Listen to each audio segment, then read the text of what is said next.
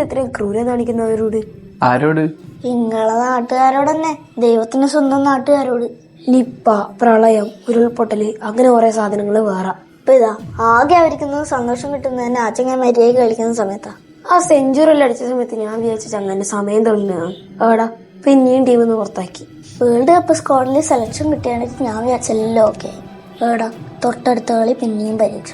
എത്ര കാലമായി നിങ്ങൾ കഷ്ടപ്പെടുന്ന അയാളാ. എന്തിനാണ് ഈ കാണുന്ന ആൾക്കാർക്ക് നിങ്ങൾ വിഷമിപ്പിക്കുന്നത്? ഇന്നും പ്രതീക്ഷ കൊടുത്തിട്ട് ആരും സങ്കടപ്പെടുത്തിയല്ലേ. നല്ലതാ, പേടിക്കണ്ട. അടുത്ത കളിയായ ഒറ്റക്ക് ജയിപ്പിക്കാൻ ഒരു അവസരം ഉണ്ടാവും. അടുത്ത കളിയായിരിക്കും വേൾഡ് കപ്പിലെ ഇന്ത്യക്ക് ഏറ്റവും പ്രഷറുള്ള കളി. ഇത്രയും പ്രഷർ ഒരു കളിക്കാരന് കൊടുത്തിട്ട് അയാൾക്ക് ഇനി മര്യാദക്ക് കളിക്കാൻ പറ്റുമെന്നൊക്കെ തോന്നുന്നുണ്ടോ? അതും ഇത്രയും ഇമ്പോർട്ടന്റ് ആയ കളി. ചിരി, എന്ത് പറഞ്ഞാലും ചിരി. എടാ കളി എന്തായി? അനക്ക് കാണാൻ മനസ്സ് വന്നിട്ടില്ല. പക്ഷെ ഇത് ഇന്നും അവരെല്ലാരും കരയല്ല. ഞാൻ പറഞ്ഞില്ല, ഒരാൾ ഇങ്ങനെ മാനസിക തളർത്തി പിന്നെ അയാൾക്കൊന്നും ചെയ്യാൻ പറ്റുമോ? അവര് സന്തോഷത്തോടെ അറിയുന്നു. 97 റണ്ണ് ചെക്കൻ ടീമിനെ ഏൽപ്പിച്ചിട്ട് ഒറ്റക്ക്.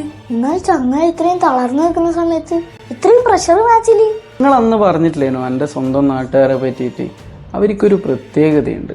ജീവിതത്തിൽ എത്ര കഷ്ടപ്പെടേണ്ടി വന്നാലും, എന്തെല്ലാം പ്രശ്നങ്ങൾ നേരിടേണ്ടി വന്നാലും, എല്ലാം കൈവിട്ട് പോയാലും ഇല്ലേ, അവർ തിരിച്ചു വരും. അതിപ്പോൾ പ്രളയമായാലും ഉരുൾപൊട്ടലായാലും ഏത് തരം രോഗമായാലും അവർ ചിരിച്ചുകൊണ്ട് തിരിച്ചു വരും.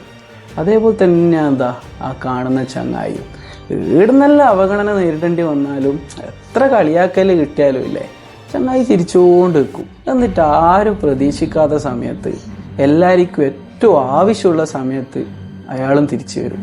കാരണം വെറുതെ എടുത്തിട്ടേ അല്ലല്ലോ അയാളിപ്പിട്ട കുപ്പായം.